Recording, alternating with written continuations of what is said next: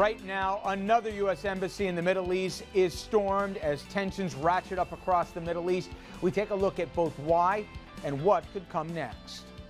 And did Mitt Romney's response in the midst of a crisis make him appear unprepared for the White House? We'll examine that question as well. And later, Mayor Bloomberg's soda ban, it has been approved. New Yorkers get ready for a citywide Coke crackdown. Good evening, everyone, and welcome to RFL. I'm Richard French. We'll have those stories and much more this hour here. I want to thank you for joining us this Thursday evening, September 13th. A lot to get to, but we begin with the lead, of course, with more trouble in the Middle East today. Navy destroyers now in the waters off the Libyan coast, a second warship on the way. Dozens of elite Marines will shore up security around the U.S. Embassy there. President Obama speaking to leaders of both Libya and Egypt last night, and today, Libya's prime minister said that at least one person has been arrested in connection with the embassy killings, others reportedly in authority sites. Anti-American protests swept across the Middle East overnight. In Yemen, hundreds of demonstrators stormed the entrance of the U.S. embassy, making it inside the main gate past the outer security wall. U.S. Navy forces have moved 2 missile destroyers to the coast of Libya. There was a second night of unrest in Egypt. Protesters took to the streets angry over an anti-Muslim film. Police fired tear gas and rubber bullets to keep a crowd away from the U.S. Embassy in Cairo. On the streets of Benghazi in Libya, a different picture. Hundreds of demonstrators rallied in support of America. They protested Tuesday's attack on the U.S. consulate carried out by a rogue group of militants. 4 Americans were killed, including the U.S. ambassador to Libya, Chris Stevens, a rising diplomat seen here in a YouTube video. My name is Chris Stevens, and I'm the new U.S. ambassador to Libya. He risked his life to stop a tyrant, then gave his life trying to help build a better Libya. Also killed, Sean Smith, an information specialist. As Americans, we stand united, all of us, in gratitude for their service. I want to assure you we will bring their killers to justice. A terror group affiliated with al-Qaeda has claimed responsibility for the well-coordinated attack in Libya. Officials believe it was timed to coincide with the 9/11 anniversary and may not have been linked to the anti-Muslim film that sparked the angry protests at the U.S. Embassy in Cairo and other cities. And for more, we now bring in the senior senator from New York, Chuck Schumer, who joins us out of our nation's capital. Senator, thank you very much for a few minutes. Great to be with you, Richard. We've heard the president characterize Egypt now no longer as an ally, not an enemy, but for the first time in 40 years. We've heard this. We're already hearing calls from colleagues of yours on Capitol Hill that the funding in excess of $1 billion a year to Egypt, maybe it's time to cut off that spigot. How do you feel? Well, you know, here's how I feel. There was a dictatorship in Egypt, but the group that's taken over, I'm not sure is any more friendly to democracy than the old dictatorship. The Muslim Brotherhood, many elements of it, believe in an Islamic dictatorship where Sharia law is enforced, where women don't have rights, where people who practice other religions, about 10% of Egypt is Christian, don't have other rights, etc. Now, people had hoped that Morsi was from the more moderate wing of the Muslim Brotherhood, but his actions recently have been terrible, capped off by Tuesday night when this mob was attacking our embassy, not even having the Egyptian police force protect us. So I think President Obama put it right.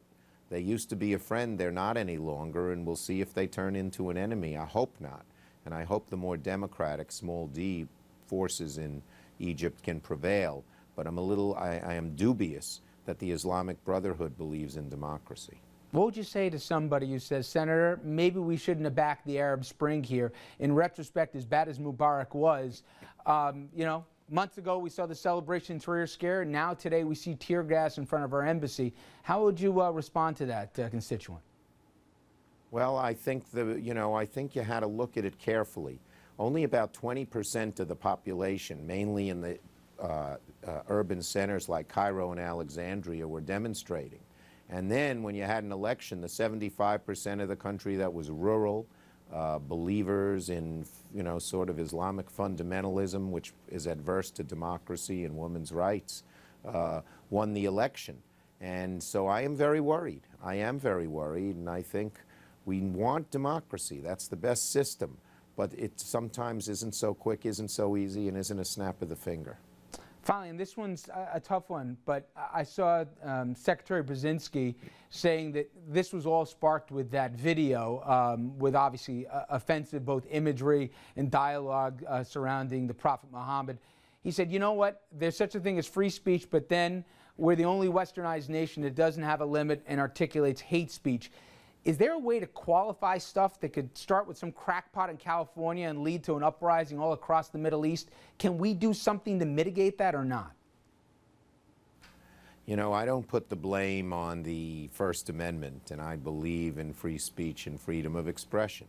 And our Western way of life says if you see something that's hateful or bigoted or whatever, the thing to do is to answer it, and answer it strongly, and answer it peacefully.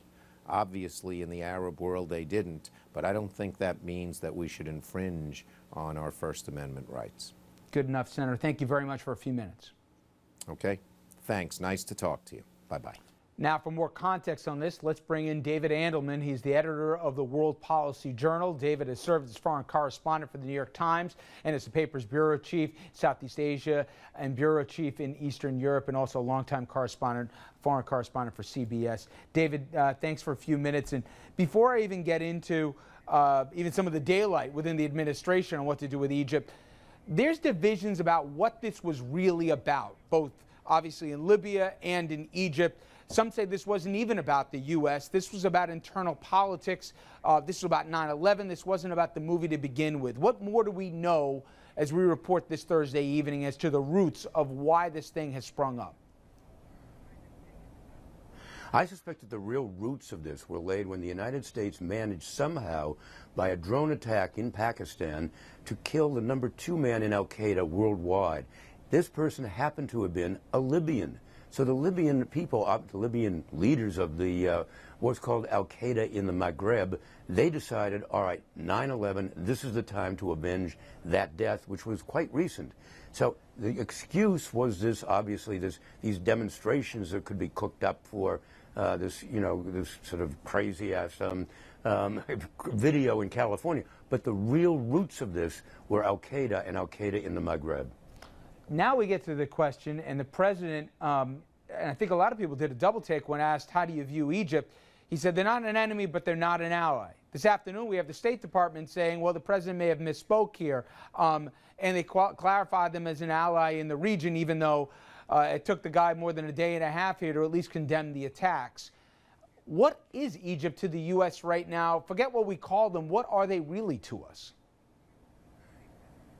Well, the Egypt is a linchpin in the entire Middle East. There's no question about that. It's a strong, solid center anchor. If you look geographically, it's right in between the North Africa, the Maghreb, the North African Muslim countries, and the rest of the Arab world. So it really has historically been a very important part of any Middle East strategy. It has to still be an important part of a Middle East strategy. The big question is whether this Muslim Brotherhood can so take over this government, so co-opt rational discourse in Egypt that it becomes an unreliable ally, and that's what we really have to worry about. But at this moment, there's really nothing we can do about that. How worried should we be that this thing could spiral into something much bigger? It's not just a couple demonstrations that dies down in 24, 48, 72 hours, but these turn into flashpoints for something even bigger. Well, I think it could turn into that, but I think for the moment, right now, what we're looking at is some very specific and targeted demonstrations, particularly, well, certainly in Egypt, but in Yemen and in Libya, very specific things having to do more with al-Qaeda than anything else. Egypt is we have to separate out Egypt from the rest of those parts of the Arab world where al-Qaeda is very active. It's not active in Egypt. What is active in Egypt is the Muslim Brotherhood and an attempt to move the country, at least, to a certain degree, towards an Islamic center. And that's very important in the future to understand how that works and what our role can or should be in essentially dealing with and talking with, opening a dialogue with that kind of a country. It's not the kind of a dialogue that we're used to having, but it's one that is very essential going forward. And Dave, you appreciate TV. I got to do this in a minute, but the Israel question. You hear Netanyahu, and then you hear some saber rattling going on in the Knesset. It seems that it's more than just lip service. If there were a preemptive attack because of what is considered a tangible threat in Iran, what the heck happens to the Middle East then? I think all bets are off at that point. I mean, that is really a complete wild card. And frankly, I hate to say this, it's somewhat irresponsible. Look, we're right now right on the edge of, some kind of an important future in this part of the world. Look what happened, a flashpoint, just a single tiny spark in a place like in Egypt, that can blow up all across the Arab world. You have so much unrest going on right now. You have Syria. You have unrest in Yemen. Libya is now blowing up, something that we never thought could even happen. Even last week, we had a group of Libyan journalists who came in last week who were saying things have never been better in years for them in terms of how they can operate in Libya. If suddenly Israelis pull a sort of a harebrained attack, if you will, a sudden, unexpected attack in a place like Iran, all bets are off. The entire Middle East could go up in flames. Oh, and unfortunately, this fluidity seems to be more the norm than the exception lately. Dave Andelman, thank you very much for a few minutes. I appreciate it. Thanks for having me. All right, everybody, we jump to a quick break. When we come back, we're going to break down the stateside politics of this, and there were plenty of this week's Middle East turmoil. Did Mitt Romney's response to the violence show that he may not be ready here for prime time when it comes to the Oval Office? Our panel joins us to sound off on that right after this.